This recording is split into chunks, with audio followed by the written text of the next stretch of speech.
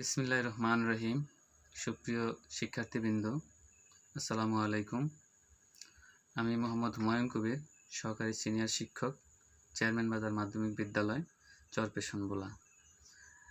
Online ক্লাসের ধারাবাহিকতায় আমি আজকেও তোমাদের সামনে উপস্থিত হয়েছি অষ্টম শ্রেণীর বাংলা প্রথম পত্র নিয়ে। এর আগে আমাদের অনলাইন ক্লাসের তোমাদের সবাইকে স্বাগত জানাচ্ছি। তোমরা কম্পিউটার পর্দায় একটু খেয়াল করো। আজকে আমি তোমাদের সাথে অংশগ্রহণ করব অষ্টম শ্রেণীর বাংলা প্রথম পত্র। গল্পের নাম হচ্ছে অতিথির স্মৃতি। তবে একটু বলে রাখি, এই অতিথির স্মৃতি গল্পটা একটু বড়। আমরা এটাকে প্রেজেন্টেশন আকারে 2টি ক্লাসে সাজিয়েছি। আমরা আজকে তোমাদেরকে এই অতিথির স্মৃতি গল্পটার প্রথম পার্ট নিয়ে আলোচনা করব। আমরা এখানে অনেকগুলো ছবি দেখতে পাচ্ছি। এখানে একটা অসুস্থ ব্যক্তি, একটা শোথ রোগীর পা দেখা যাচ্ছে। এখানে সুস্থতার জন্য বায়ু পরিবর্তনের একটা চিত্র দেখা যাচ্ছে। ইতর প্রাণীর সাথে সখ্য একটা চিত্র আমরা দেখতে পাচ্ছি। এই চিত্রগুলি দেখে আমরা কি অনুমান করতেছি? একজন অসুস্থ ব্যক্তির কথা এখানে বলা আছে, একজন শোথ রোগীর পা দেখা যাচ্ছে। কোনো লোক যদি একই জায়গায় অনেক দিন পর্যন্ত বসবাস করে, তার অসুখ বিসুখ হয়ে যায়, তাকে বিভিন্ন চিকিৎসকগণ পরামর্শ দিয়ে থাকে বায়ু পরিবর্তনের জন্য। এই গল্পের যিনি লেখক ছিলেন, তার জীবনে এরকম একটা ঘটনা ঘটেছিল। সেই ঘটনার পরিপ্রেক্ষিতে এই শরৎচন্দ্র চট্টোপাধ্যায়ের এই অতিথির স্মৃতি গল্পটি আজকে তোমাদের সামনে উপস্থাপন করছি। এবং এখানে আরেকটা একটু বলে রাখি, ইতর প্রাণীর সাথে সখ্য বলতে আমরা সাধারণত বুঝি যে ইতর প্রাণী, পৃথিবীতে সবচেয়ে নিকৃষ্ট প্রাণী হচ্ছে তোমার কুকুর। এর মতো আর নিকৃষ্ট কোনো প্রাণী নেই, কিন্তু পৃথিবীতে সবচেয়ে পোষ্য এবং সহজে তাকে পোষ মানানো যায় সেই প্রাণীটাও হচ্ছে কুকুর। এই চিত্রগুলির আলোচনার ফাঁকে আমরা কি বুঝতে পারছি? আমরা যে এর আলোচনায় আমরা বুঝতে পারছি যে অতিথির স্মৃতি শরৎচন্দ্র চট্টোপাধ্যায়ের আজকে আমরা আলোচনা করব প্রথম অধ্যায় নিয়ে, প্রথম অংশ নিয়ে। এই পাঠ শেষে আমরা কি শিখব? লেখক শরৎচন্দ্র চট্টোপাধ্যায়ের সংক্ষিপ্ত পরিচয় উল্লেখ করতে পারব, নতুন শব্দগুলোর বাক্য প্রয়োগ করতে পারব, অতিথির স্মৃতি গল্পটির চিকিৎসকের আদেশ ... কোথায় চলে গেছে এই পর্যন্ত শুদ্ধ উচ্চারণে পড়তে পারব, নতুন পরিবেশে নতুন অতিথির সাথে লেখকের যে পরিচয়ের সূত্র ঘটেছিল তা আমরা ব্যাখ্যা করতে পারব। আমরা একটা চিত্র আমরা দেখতে পাচ্ছি, উনি হচ্ছে এই গল্পের লেখক। নাম বলেছিলাম শরৎচন্দ্র চট্টোপাধ্যায়। আমরা সংক্ষেপে তার জীবনীটা উপস্থাপন করার চেষ্টা করছি। তিনি জন্মগ্রহণ করেছিলেন 1876 সালে পশ্চিমবঙ্গের হুগলি জেলায়। অতিবাহিত সময়টা ছিল তার কৈশোর এবং যৌবনের অধিকাংশ সময় ভাগলপুরের মাতুলালয়ে। তার শিক্ষা জীবন দরিদ্রতার কারণে কলেজ শিক্ষা অসমাপ্তই রয়ে গিয়েছিল। মাধ্যমিক পাশ করার পর তিনি যখন কলেজে ভর্তি হন, সংসারের অভাব অনটনের কারণে তার উচ্চশিক্ষা গ্রহণ করা তার পক্ষে সম্ভব হয়নি। তখন তিনি সাহিত্য সাধনা শুরু করেছিলেন। জীবিকার সন্ধানে রেঙ্গুনে গিয়েছিলেন। সেখানে অবস্থানকালে 1903 থেকে 1916 সাল পর্যন্ত বিভিন্ন সাহিত্য সাধনায় ব্যস্ত জীবন অতিবাহিত করেছিলেন কাজের ফাঁকে ফাঁকে। তার লেখা উপন্যাসগুলো হচ্ছে বড় দিদি, পল্লী সমাজ, দেবদাস, শ্রীকান্ত, গৃহদাহ, দেনা পাওনা, পথের দাবি, শেষ প্রশ্ন ইত্যাদি। এছাড়া আরও অনেক উপন্যাস তার রয়েছে। এই উপন্যাস ছাড়াও তিনি বিভিন্ন গল্প, প্রবন্ধ, নাটকের সাথে তিনি সম্পৃক্ত ছিলেন। আমরা বইয়ের মূল আলোচনায় তার সেগুলি দেখে নেব। তিনি মৃত্যুবরণ করেছিলেন 1938 খ্রিস্টাব্দের 16 জানুয়ারি কলকাতায়।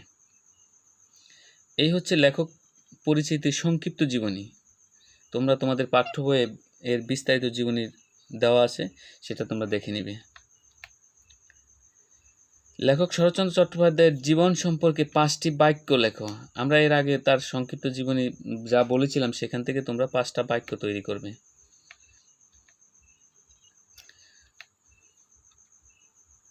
নতুন শব্দগুলো। ভজন। ভজন শব্দের অর্থ কি? প্রার্থনামূলক গান। প্রাচীর ঘেরা বলতে আমরা কি বুঝি? চারদিকে উঁচু দেওয়ালের ঘেরা। বেনে বউ পাখি। হলদে রঙের রূপবর্তী পাখি। বেরি বেরি, শোথ জাতীয় রোগ যাতে হাত পা ফুলে যায়। পাণ্ডুর, শব্দের অর্থ হচ্ছে প্যাকাশে। আমরা চিত্রের মাধ্যমে শব্দের অর্থগুলো কিন্তু উপস্থাপন করার চেষ্টা করছি, তোমরা খেয়াল করো। অতিথি, অতিথি হচ্ছে মেহমান। এখানে একটু বলে রাখি, এই গল্পের অতিথি বলতে লেখক কিন্তু সাধারণত এই কুকুর প্রাণীদেরকে বুঝিয়েছেন। তিনি যখন বেড়াতে গিয়েছিলেন, মানে সেখানে তার বন্ধুত্ব বা সখ্য তৈরি হয়েছিল এই কুকুরদের সাথে, তাই তিনি এই গল্পটাকে অতিথির স্মৃতি নামে অবহিত করেছেন। এখানে কিছু শব্দ দেওয়া আছে, দেওঘর, ভজন, চিকিৎসা, পীড়িত, ইউক্যালিপটাস শব্দগুলো দিয়ে আলোচনা করে 2টি করে বাক্য তৈরি করো। চিকিৎসকের আদেশ, দেওঘরে এসে বায়ু পরিবর্তনের জন্য প্রাচীর ঘেরা বাগানের মধ্যে একটি বড় বাড়িতে অবস্থান করতেন। চিকিৎসক শরৎচন্দ্র চট্টোপাধ্যায় একসময় অসুস্থ হয়ে পড়েছিলেন। তখন ডাক্তারের পরামর্শে তিনি স্থান ত্যাগ করে দেওঘরে গিয়েছিলেন। সেখানে এই বড় বাড়িতে তিনি অবস্থান করেছিলেন। সেখানে থেকে তার জীবনের যে অভিজ্ঞতা হয়েছিল, এই গল্পের প্রথম অংশে কিন্তু সেই অভিজ্ঞতার বর্ণনা দিয়ে তিনি তার গল্পটি উপস্থাপন করেছিলেন। রাত একদিন 3টা বেজে তিনি কিছু শব্দ শুনতে পান। ভজন শুনে লেখকের ঘুম ভাঙল। সে বারিন্দায়, বড় ঘরটির বারিন্দায় এসে বসেছিলেন। তারপরে তিনি কি কি দেখেছিলেন, তোমরা চিত্রগুলি খেয়াল করো।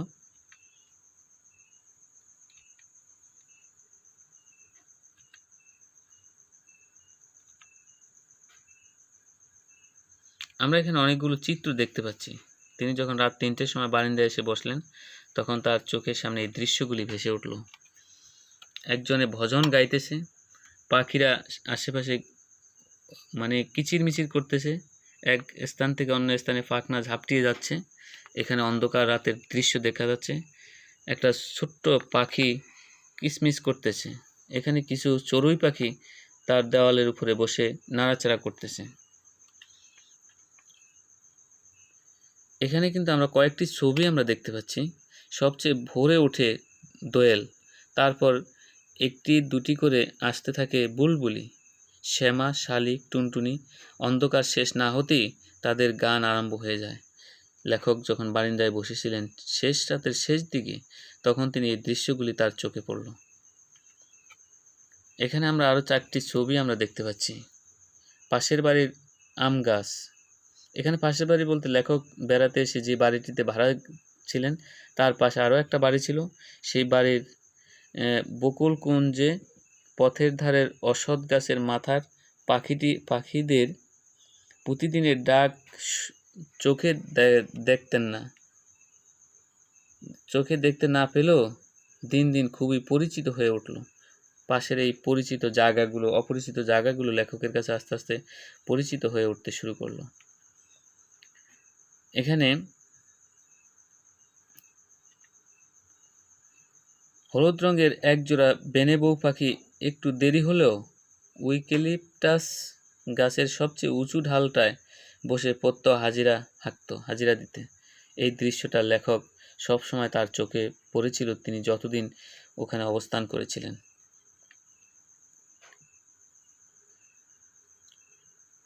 এরপরে বেদের পাখি চালান দেওয়ার ব্যবসা। হঠাৎ 2 দিন বেনে বউ পাখি দুটোকে না দেখে চিন্তিত হয়ে পড়লেন। এখানে কিন্তু একদল বেদেকে আমরা দেখতে পাচ্ছি, পাখি ধরে তাদেরকে আটকে রেখেছে। এগুলি তারা বাজারে বিক্রি করে চালান দিয়ে দেয়। কিন্তু এরপরে লেখকের মনে একটা সন্দেহ জাগলো যে তিনি যেই গাছের যেই জায়গাটা বসতেন, সেই জায়গাটা এখন ওই হলদে পাখি দুটি কেন দেখা যাচ্ছে না। এরপরে তিনি কি ভাবলেন, এখানে তোমাদেরকে একটা প্রশ্ন দেখে যাই।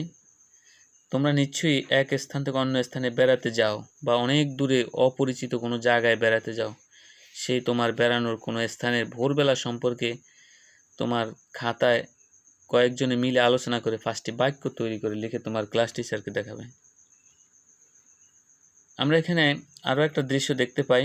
এমনি করে সকাল কাটে, বিকাল ঘেটের বাইরে পথের ধারে বসে বিভিন্ন বয়সের লোকদের হাঁটাহাঁটি করতে দেখে।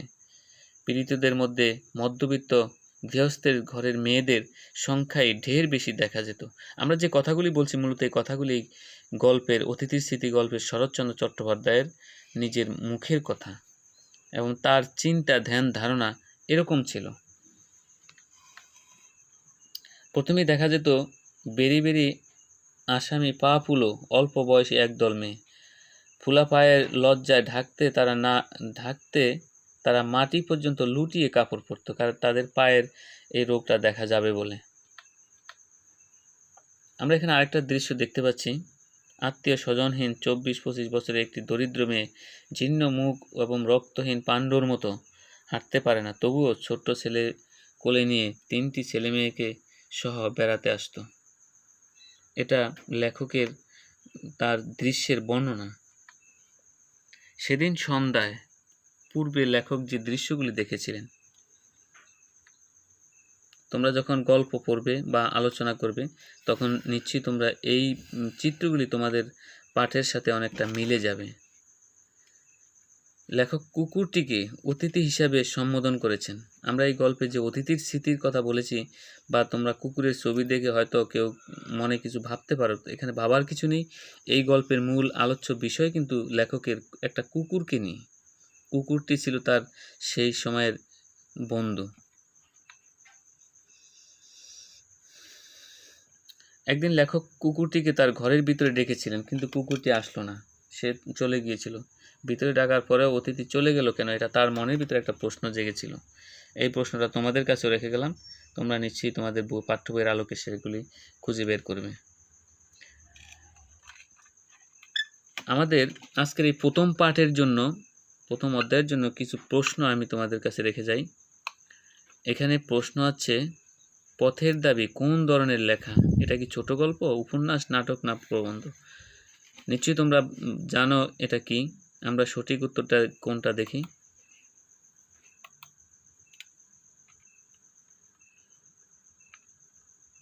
উপন্যাস। এরপরে বেনে বউ পাখি দুটোর রং কেমন ছিল? সবুজ, বেগুনি, কমলা, হলদে। এটাও আমরা নিশ্চয়ই জানি তার রং কি। তারপরে আমরা মিলিয়ে নিই, হলদে। এখানে আরেকটি প্রশ্ন দেওয়া আছে, বিকালে পথের ধারে বসে লেখক কাদের হাঁটাহাঁটি দেখতেন? গৃহস্থের ঘরের মেয়েদের, পীড়িতদের, বেরি ভেরি আসামিদের? নিচের কোনটি সঠিক? 1, 2, 1, 3, 2, 3, 1, 2, 3। আমরা মনে হয় আমাদের সঠিক উত্তরটি হচ্ছে গহ, 1, 2, 3। আমরা নিশ্চয়ই বিষয়টি বুঝতে পেরেছ। এবার তোমাদের জন্য বাড়ির যে কাজটা দিব সেটা হচ্ছে, তোমার একটা দেখা একটি দর্শনীয় স্থান, এই দর্শনীয় স্থানের উপরে ভিত্তি করে তুমি একটা প্রবন্ধ তৈরি করবে। 10টি বাক্যে একটি গল্প তৈরি করবে, সেটা তোমার ক্লাস টিচারকে তুমি দেখাবে। তোমাদের সবাইকে অনেক অনেক ধন্যবাদ জানিয়ে আমি আমার অনলাইন ক্লাস থেকে আজকের মতো এখানেই বিদায় নিচ্ছি। তোমাদের সবাইকে অনেক অনেক ধন্যবাদ। আল্লাহ হাফেজ।